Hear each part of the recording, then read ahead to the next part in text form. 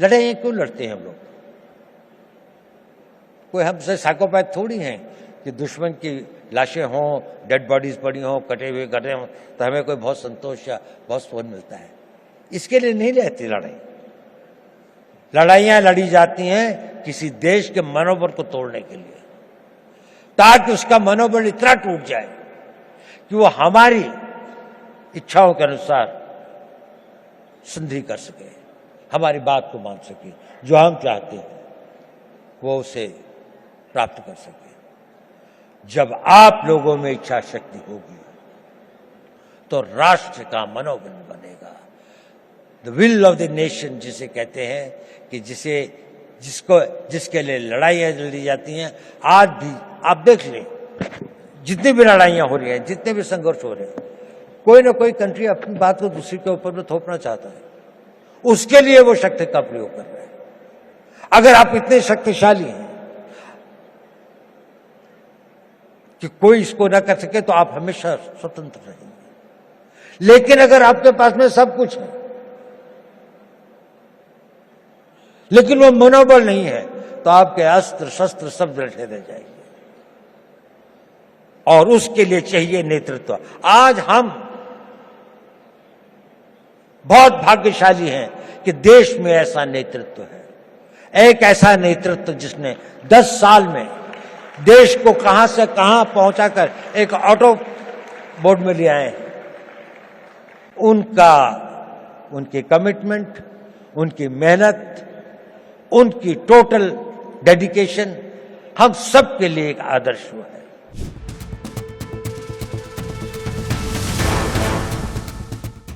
और आप बहुत भाग्यवान हैं कि आप उस भारत में पैदा हुए हैं, एक स्वतंत्र भारत में। ये स्वतंत्र भारत हमेशा ऐसा नहीं था जितना स्वतंत्र आपको दिखाई देता है। सदियों तक हमारे पूर्वजों ने इसके लिए बहुत कुर्बानियां सही, बहुत अपमान सहे, बहुत असहायता के दौर से गुजरे। कई लोगों को फांसी चढ़नी पड़ी, भगत सिंह को फांसी के फंदे को स्वीकार करना पड़ा, सुभाष बोस को जीवन भर संघर्ष करना पड़ा, महात्मा गांधी को सत्याग्रह करना पड़ा, और अनगिनत लोगों को अपनी जानें देनी पड़ी। ये संघर्ष चलता रहा। हमारे गांव जले, हमारी सिविलाइजेशन को समाप्त किया गया, हमारे मंदिरों को लूटा गया, और हम एक मूक दर्शक की तरह असहाय होकर इसको देखते रहे। ये इतिहास हमें एक चुनौती देता है कि ये उस भारत का आज हर युवक के अंदर वो आग होनी चाहिए कि मैं,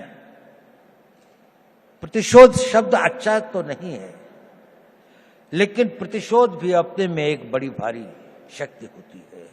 हमें अपने इतिहास का प्रतिशोध लेना है। हमने इस देश को फिर वहां पहुंचाना है जहां पर हम अपने हक, अपने विचार और अपनी आस्थाओं के आधार पर एक महान भारत का निर्माण कर सकें। हमारी एक बड़ी विकसित सभ्यता थी। हमने किसी के मंदिर नहीं तोड़े, हमने कहीं जाकर लूटा नहीं, हमने किसी बाहर के लोगों के ऊपर आक्रमण नहीं किया, जबकि सारी दुनिया बहुत पिछड़ी थी। परंतु अपनी सुरक्षा और हम अपने आप को समझ नहीं पाए कि हम को क्या खतरे हैं, हम उनके प्रति उदासीन रहे, तो हमें इतिहास ने एक सबक सिखाया। क्या हमने वह सबक सीखा? क्या उस सबक को हम याद रखेंगे? अगर आने वाली पीढ़ियां उस सबक को भूल जाएंगी तो ये इस देश का सबसे बड़ा ट्रेजेडी होगी।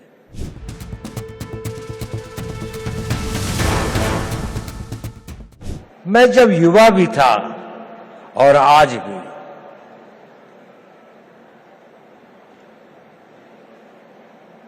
एक चीज का मैंने देखा वो हमेशा आपके साथ चलती है, आपको पता हो या ना हो,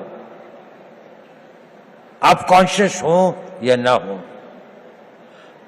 चीज बहुत छोटी है, लेकिन वो आपके जीवन की लोकाई को डिटरमिन करती है, उसकी गति और उसका क्या अंत में वो कहां पहुंचेगी इसका निर्णय करती है।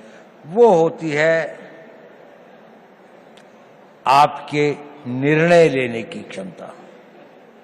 आप सभी निर्णय लेते हैं। युवा को अपने रोजमर्रा की जिंदगी में छोटे निर्णय और बड़े निर्णय करने पड़ते हैं, और जैसे जैसे आप बढ़ते जाएंगे, छोटी सी बात से और बड़े बड़े निर्णय आप लोगों को ही लेने पड़ेंगे। भारत तो विकसित होगा ही। भारत जिस गति और जिस रफ्तार पर प्रधानमंत्री मोदी जी इसको ले आए हैं, ये एक ऑटो मोड में भी चलेगा और विकसित हो जाएगा। लेकिन प्रश्न यह है कि इस विकसित भारत का नेतृत्व कौन करेगा, वो कितने सक्षम होंगे। और नेता की सबसे बड़ी शक्ति जो होती है, सबसे बड़ा हुनर, सबसे बड़ी योग्यता वो होती है कि वो सही निर्णय लेता है, समय पर निर्णय लेता है और अपनी पूरी आस्था और उसके साथ उन निर्णयों पर कार्यान्वित करता है।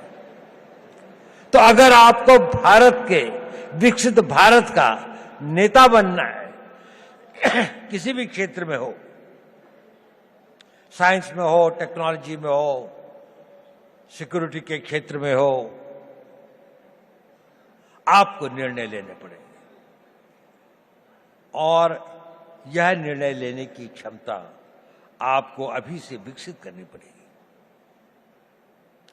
आप लोगों ने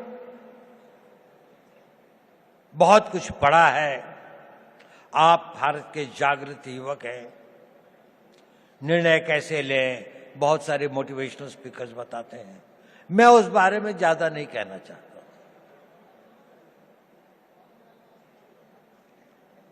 मैं छोटी सी बात कहना चाहता हूं, आप जब निर्णय लें तो आज के लिए नहीं, अपने आने वाले उस भविष्य के लिए निर्णय लें।